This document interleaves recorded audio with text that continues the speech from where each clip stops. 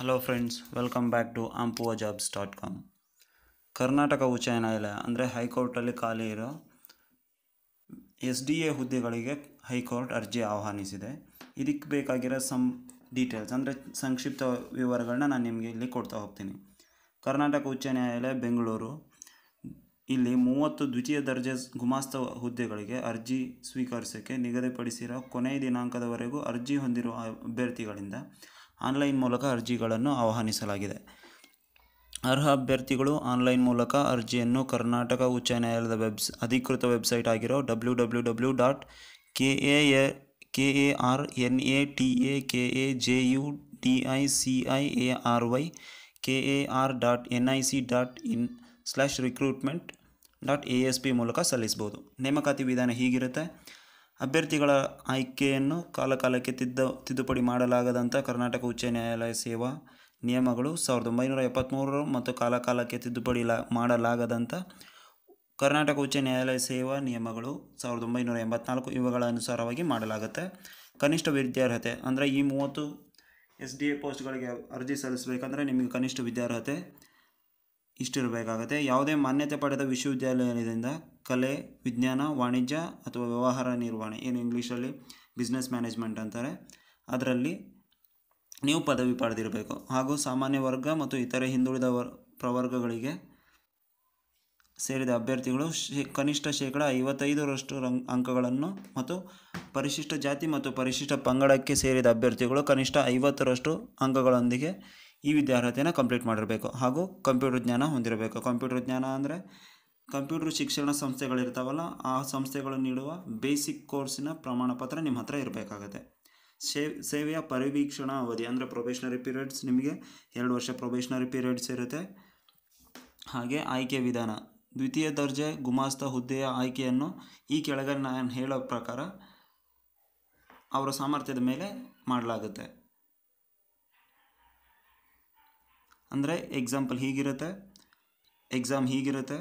ಆಂಗ್ಲ ಭಾಷೆಯಲ್ಲಿ ಪ್ರಬಂಧ ಬರೀಬೇಕು. ಗರಿಷ್ಠ 30 ಅಂಕಗಳಿರುತ್ತೆ. ನೀವು ಪಾಸ್ ಆಗಬೇಕಂದ್ರೆ ಕನಿಷ್ಠ 20 ಅಂಕ ಪಡಿಬೇಕು. ಕನ್ನಡದಿಂದ ಆಂಗ್ಲ ಭಾಷೆಗೆ ಅನುವಾದ ಮಾಡೋಕ್ಕೆ ನಿಮಗೆ ಬರ್ತಿರಬೇಕು. 30 ಮಾರ್ಕ್ಸ್ಗೆ 20 ಪಡೆದ್ರೂ ಸಾಕು. ಜನರಲ್ ನಾಲೆಡ್ಜ್ ಎಕ್ಸಾಮ್ ಅಂದರೆ ಸಾಮಾನ್ಯ ಪರೀಕ್ಷೆ, ಅದರಲ್ಲಿ 20ಕ್ಕೆ 10 ಪಡೆದ್ರೆ ಸಾಕು. ಮೌಖಿಕ ಪರೀಕ್ಷೆಯಲ್ಲಿ ನೀವು 20ಕ್ಕೆ 10 ಪಡೆದ್ರೂ ಸಾಕು. ಒಟ್ಟು 100 ಅಂಕದ ಪ್ರಶ್ನೆ ಪತ್ರಿಕೆ ಇರುತ್ತೆ. ಅದರಲ್ಲಿ ನೀವು 60 ಪಡಿಲೇಬೇಕಾಗುತ್ತೆ.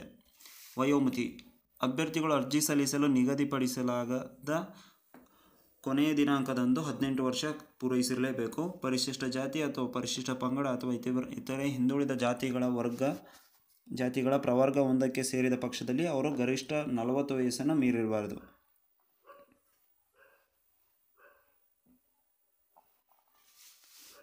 ಅರ್ಜಿ ಶುಲ್ಕ ಮತ್ತು ಅರ್ಜಿ ಸಲ್ಲಿಸುವ ವಿಧಾನ. ಅರ್ಜಿಯನ್ನು ಸಲ್ಲಿಸುವ ವಿಧಾನವು ವೆಬ್ಸೈಟ್ನ ಅನುಬಂಧದಲ್ಲಿ ಲಭ್ಯವಿರುವ ಮಾಹಿತಿಗಳಿಗೆ ಅನುಸಾರವಾಗಿ ಇರತಕ್ಕದ್ದು. ಅಂದರೆ ನಾನು ಏನು ಆವಾಗಲೇ ನಿಮಗೆ ಹೇಳಿದೆ, ಆ ವೆಬ್ಸೈಟ್ www.karnataka.judiciary.nic.in/recruitment.asp ಇದರಲ್ಲಿ ಅರ್ಜಿ ಸಲ್ಲಿಸಬೇಕಾಗತ್ತೆ. ನೀವು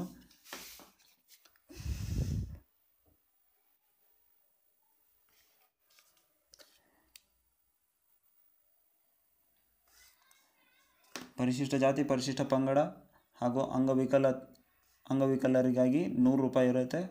ಇತರೆ ಅಭ್ಯರ್ಥಿಗಳಿಗೆ 250 ರೂಪಾಯಿ ಅರ್ಜಿ ಶುಲ್ಕ ಇರುತ್ತೆ. ಅರ್ಜಿ ಸಲ್ಲಿಸಲು ಕೊನೆಯ ದಿನಾಂಕ ಬಂದು ನಿಮಗೆ 15/5/2017. ಆನ್ಲೈನ್ ಮೂಲಕ ನೋಂದಣಿ ಮತ್ತು ಅರ್ಜಿಯನ್ನು ಸಲ್ಲಿಸಲು ಕೊನೆಯ ದಿನಾಂಕ ನೆನಪಿಟ್ಕೊಳ್ಳಿ. ಇನ್ನೊಂದು ಸರ್ತಿ ಹೇಳ್ತೀನಿ, 15/5/2017. ಚಲನ್ ಮೂಲಕ ಸಂದಾಯ ಮಾಡೋದಕ್ಕಾದರೆ ನಿಮಗೆ 19/5/2017.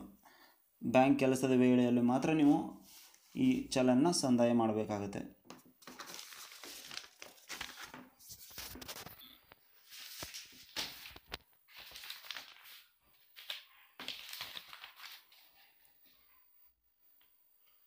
ಹಾಗೆ ಕೆಲವೊಂದು ನಿಮಗೆ ಇನ್ಸ್ಟ್ರಕ್ಷನ್ಸ್ ಇಲ್ಲಿ ಹೇಳ್ತಾ ಹೋಗ್ತೀನಿ. ಅರ್ಜಿ ಸಲ್ಲಿಸುವಾಗ ನೀವು ಏನು ಮಾಡಬೇಕು, ಏನು ಮಾಡಬಾರ್ದು ಅನ್ನೋದನ್ನು ಚಿಕ್ಕದಾಗಿ ಹೇಳ್ತಾ ಹೋಗ್ತೀನಿ. ಒಂದು ಸ್ವಲ್ಪ ಗಮನ ಇಟ್ಟು ನೋಡ್ಕೊಳ್ಳಿ. ಪರಿಶಿಷ್ಟ ಜಾತಿ, ಪರಿಶಿಷ್ಟ ಪಂಗಡ, ಪ್ರವರ್ಗ 1, ಪ್ರವರ್ಗ 2A, 2B, 3A, 3B ಪ್ರವರ್ಗಗಳಡಿಯಲ್ಲಿ ಮೀಸಲಾತಿ ಕೋರುವ ಅಭ್ಯರ್ಥಿಗಳು ಕರ್ನಾಟಕ ಸರ್ಕಾರವು ನಿಗದಿಪಡಿಸಿದ ನಮೂನೆಯಲ್ಲಿ ಸಕ್ಷಮ ಪ್ರಾಧಿಕಾರವು ನೀಡಿರುವ ಪ್ರಮಾಣ ಪತ್ರವನ್ನು ಹೊಂದಿರಲೇಬೇಕು.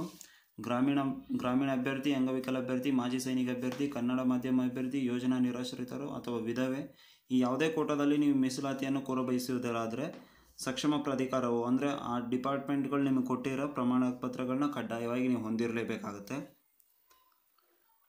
ಕೇಂದ್ರ ಹಾಗೂ ರಾಜ್ಯ ಸರ್ಕಾರಗಳ ಮತ್ತು ಅಧೀನ ಸಂಸ್ಥೆಗಳಲ್ಲಿ ಸೇವೆ ಸಲ್ಲಿಸುತ್ತಿರುವ ಅಭ್ಯರ್ಥಿಗಳು ನಿರಕ್ಷೇಪಣಾ ಪ್ರಮಾಣ ಪತ್ರ ಅಂದರೆ ನೀವು ಅಲ್ಲಿಂದ ಹೊರಗಡೆ ಹೋಗೋಕ್ಕೆ ನಿಮಗೆ NOC ಸರ್ಟಿಫಿಕೇಟ್ ಅಂತ ಕೊಡ್ತಾರೆ, ಅದನ್ನು ನೀವು ತಗೊಂಡಿರಲೇಬೇಕಾಗತ್ತೆ. ಒಂದು ಸರ್ತಿ ನೀವು ಚಲನ್ನ ಫಿಲ್ ಮಾಡಿದ ಮೇಲೆ ಆ ಅಮೌಂಟ್ನ ಯಾವುದೇ ಕಾರಣಕ್ಕೂ ನಿಮಗೆ ಹಿಂದಿರುಗಿಸಲ್ಲ. ದಾಖಲೆಗಳ ಪರಿಶೀಲನೆಗೆ